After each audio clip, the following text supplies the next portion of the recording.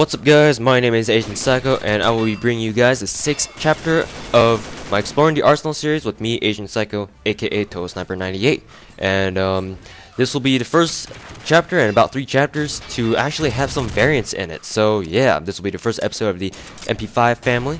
And once again, it will now have about 6 chapters or not 6 chapters, whatever, rather, this is a 6th chapter, 6 episodes of this chapter because recently, as of the last patch, Nexon made the MP5 mod now, I think, upgradable. So now, in the MP5 family, there is the MP5A4, MP5 RAS, the MP5 mod, and the MP5 RAS Centurion, and the MP5 Mark II, and the MP5 Mark II. So this chapter will be full of kind of sub episodes. So hopefully you guys enjoy the 6th episode of or 6th chapter rather. God, I always get those confused. Of my Exploring the Arsenal series. So let's get right into the MP5. Now, the MP5, keep in mind, is one of the classic submachine guns of Combat Arms. It was here ever since Combat Arms was first created for beta. So yeah, the MP5 has always been here. It's a decent enough submachine gun, but now that Combat Arms has been releasing a lot better and more OP submachine guns, the MP5 has been quickly outclassed by those kinds of submachine guns. But still, it remains a fairly reliable submachine gun. The MP5 has a damage of 33, so remember in my last chapter of the Exploring the Arsenal series, the MAC-10 also had a damage of 33. So just a kind of a tidbit of information there. And portability on the MP5 is 75, so it's pretty fast. For submachine gun though, there are other submachine guns that are faster than it. So stumbling over my words. And so the portability isn't really the strength of the MP5, but I mean for just as a gun, the portability is still very fast. You can still run with it fairly well. Rate of fire on the MP5 is at an 85, so it is a very fast firing submachine gun. There are obviously other guns or submachine guns that do fire than it does. So for example, the Uzi and the MAC-10 both have 90 rate of fire, so rate of fire on the MP5 isn't the strong point on the MP5 as well.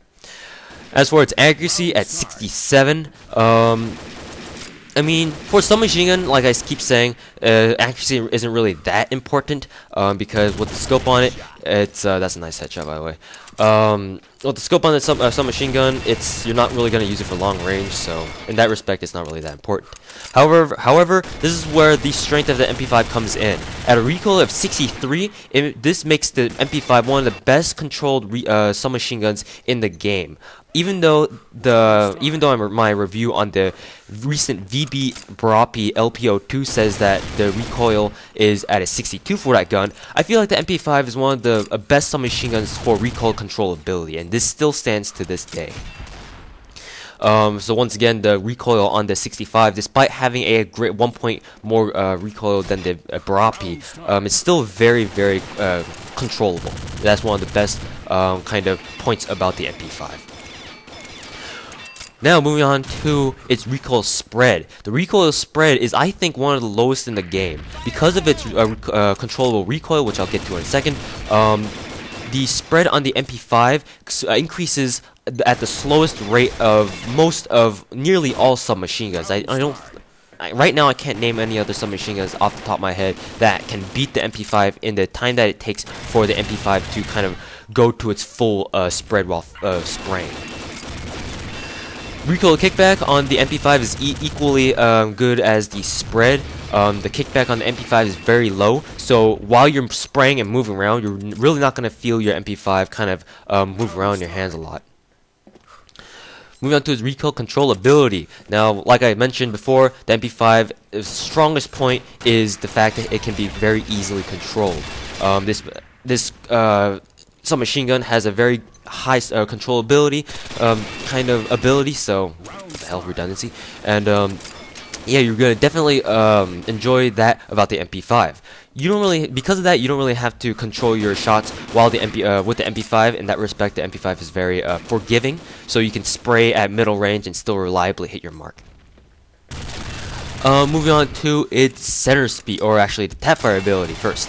The Tapfire ability on the MP5, per shot, it doesn't jump as much as, say, the Mac 10 with the scope on. However, because of its relatively fast rate of fire, you're gonna find it pretty difficult, not as difficult as the Mac 10 though, to kind of Tapfire one bullet at a time.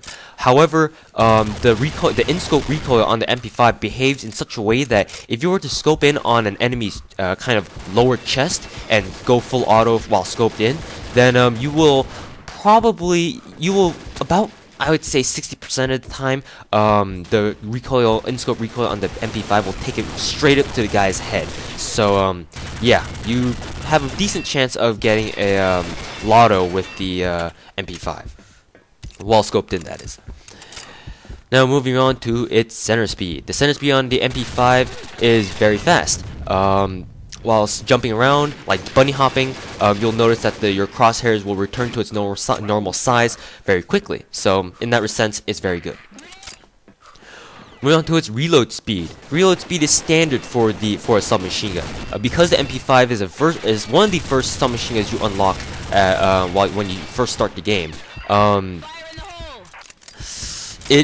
I like to set the MP5 as kind of like the standard for submachine guns reload speed. So that's why I say the MP5 has a standard kind of reload speed. It's in practicality, it's pretty decent, though you will feel a slower, kind of like a longer reload time with an extended mag on it. Moving on to its fire modes. The MP5 is only available in full auto, so nothing really special there. For its luck, the MP5 is relatively lucky. You'll see me in this game that I get quite a few headshots, but then not as much as, say, other submachine guns like the T2 or the FAMI SCF, obviously. Ammo capacity is at a standard 30 rounds in a magazine and 90 in reserve, so nothing really special there either.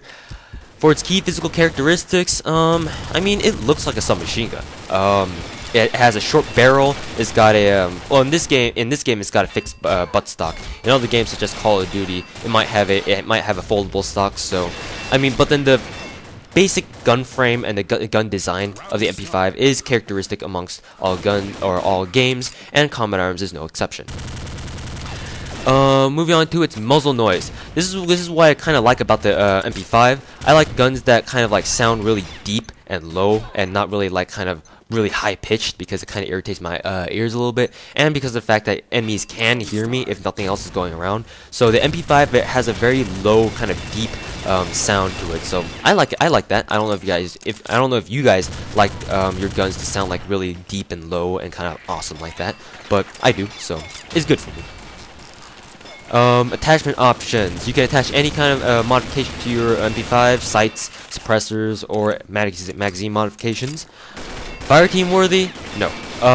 As I said repeatedly, submachine guns really aren't really suited for fireteam because they can't really take down zombies a lot or very quickly unless you go for all headshots, which don't really give you as much EXP anyway as opposed to like killing zombies just straight up body shots. Moving on to quarantine worthy. I would say that it's pretty quarantine worthy because, in my opinion, quarantine, I like to bring weapons that are fast firing and are very quick to run with. Although with the portability at 75, there are much better submachine guns to use than the MP5, but still for what it is, it's a submachine gun, so typically submachine guns are pretty good to use in quarantine because it's not like you're going to plan to kill zombies with your submachine gun anyway. All you're trying to do is just get them away from you as fast as possible, so yeah, that's that.